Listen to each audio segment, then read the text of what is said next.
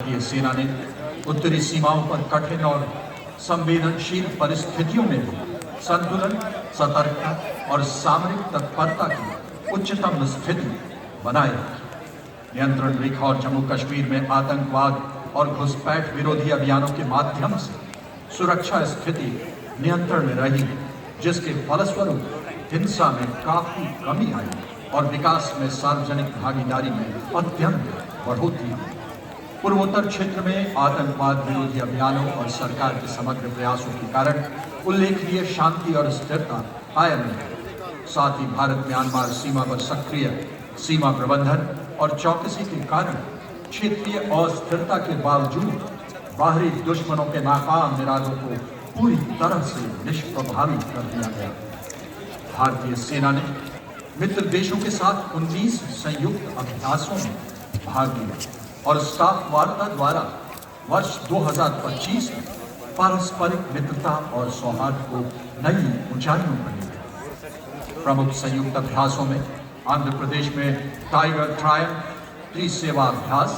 France में exercise शक्ति, United states of America में एक्सरसाइज युद्ध, रूस में एक्सरसाइज जैक्ट, चेन्नई में एक्सरसाइज इंद्र 13वां संस्करण पर, ऑस्ट्रेलिया में एक्सरसाइज ऑस्ट्रा हिंद और राजस्थान में एक्सरसाइज अजेय वॉरियर शामिल है। मेक इन इंडिया के अंतर्गत रक्षा आत्मनिर्भरता अभियान में भारतीय सेना ने अपनी युद्ध क्षमता को बढ़ाने की दिशा में सराहनीय कार्य किया है, जिसे आप आज इस परेड में बखूबी देख पाएंगे। आज का परेड हमारी सैन्य शक्ति एवं सांस्कृतिक विविधता का अनूठा मिश्रण होगा, जिसे देश के इतिहास में पहली बार चरणबद्ध युद्ध विन्यास प्रारूप में आयोजित किया जा रहा है। आधुनिकीकरण पर ध्यान केंद्रित करते हुए त्वरित खरीद के माध्यम से आत्मनिर्भरता और क्षमता विकास को महत्वपूर्ण रूप से उन्नत किया गया है। आत्मनिर्भरता के तहत दीर्घकालिक गोला बारूद आत्मनिर्भरता हेतु एक स्पष्ट रोड मैप पर काम किया गया है, जिसके परिणाम स्वरूप 159 गोला बारूद वेरिएंट का स्वदेशीकरण किया गया है। ऑपरेशन सिंदूर के बाद आपातकालीन अधिग्रहण शक्तियों का विस्तार करते हुए नवंबर 2025 तक पूरे 9,100 करोड़ रुपए की आपातकालीन शक्तियां राजस्व बजटीय सीमा का पूर्णतः सदुपयोग सुनिश्चित किया गया। इसमें गोला बारूद तथा ड्रोन आधारित आक्रमण क्षमताओं को प्राथमिकता दी गई और आपातकालीन खरीद कैपिटल ने एक मजबूत घरेलू घटक के साथ 7,000 करोड़ से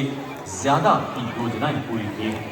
इस निरंतर प्रयास को प्रतिबिंबित करते हुए विदेशी खरीद पर निर्भरता में गिरावट जारी रही, जो आत्मनिर्भरता और स्वदेशी क्षमता प्रभुत्व की दिशा में सेना के निरंतर सकारात्मक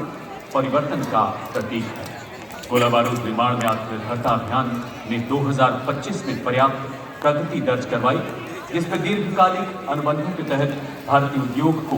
15,899 करोड़ रुपए मूल्य के 32 गोला बारूद निर्माण के प्रस्ताव दिए गए। DRDO, DPSU और निजी उद्योग के घनिष्ठ समन्वय के माध्यम से विषम जलवायु परिस्थितियों के लिए एक विशेष पोशाक और पर्वतारोहण उपकरणों के लगभग पूर्ण स्वदेशीकरण के साथ 175 इन सर्विस गोला बारूद वेरिएंट में 159 का स्वदेशीकरण किया जा चुका है।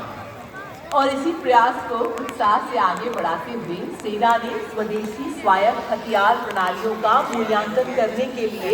मिशन स्वायत्त के माध्यम से आत्मनिर्भरता को गति दी,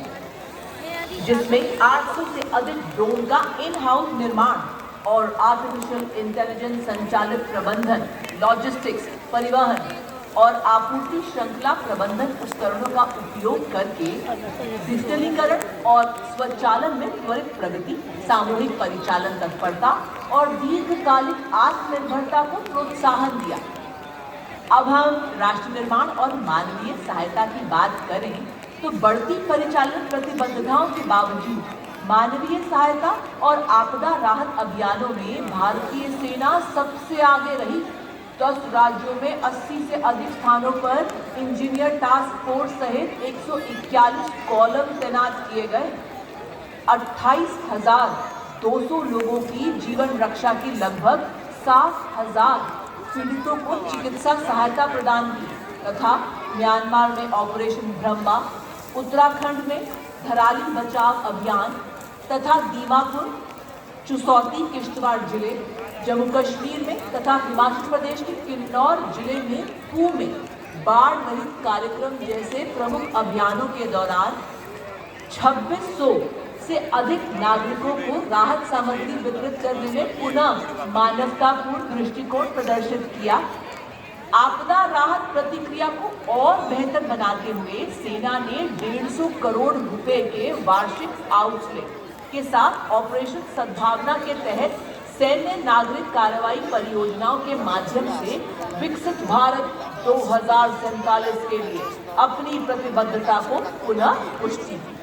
जिसमें सरकार के वाइब्रेंट विलेज प्रोग्राम में योगदान देते हुए दूर दराज के सीमावर्ती क्षेत्रों में बुनियादी अवसंरचना, शिक्षा, स्वास्थ्य सेवा और मानव संसाधन विकास पर ध्यान केंद्रित किया जा रहा है। इसके अतिरिक्त प्रादेशिक सेना इकाइयों ने मणिपुर में रेलवे मेगा परियोजना के लिए सुरक्षित वातावरण सुनिश्चित किया, जिससे खोंगसांग तक परियोजना में त्वरित गति और नियमित ट्रेन सेवाएं संभव हो पाए। उल्लेखनीय यह है कि परियोजनाओं को वर्ष 2027 तक पूरा करने का लक्ष्य रखा गया है। रेडियो सचिव बीते वर्षों के दौरान महिला सशक्तिकरण गतिविधियों में सतत और उल्लेखनीय परिवर्तन देखा गया है, जिसमें भर्ती, प्रशिक्षण, नेतृत्व और करियर की प्रगति में लैंगिक समानता और समावेश शामिल है। नीतिगत सुधारों, पीड़ित संस्थानों से कमान भूमिकाओं तक पहुंच का विस्तार किया है, जिसके अंतर्गत सभी 33 सैनिक स्कूलों में लड़कियों के लिए 10% आरक्षण, राष्ट्रीय सैनिक स्कूलों में छात्राओं के लिए प्रवेश, अधिकारी प्रशिक्षण अकादमी में महिलाओं के लिए प्रति वर्ष 120 रिक्तियां निर्धारित की गई हैं और महिला कैडेटों की संख्या को 80 से बढ़ाकर 144 किया गया है। महिला अधिकारियां इकाइयों और बटालियनों की कमान संभाल रही हैं। इनमें से 119 महिला अधिकारी को कमान की महत्वपूर्ण जिम्मेदारियां सौंपी गई, जबकि आर्म फोर्सेस मेडिकल सर्विस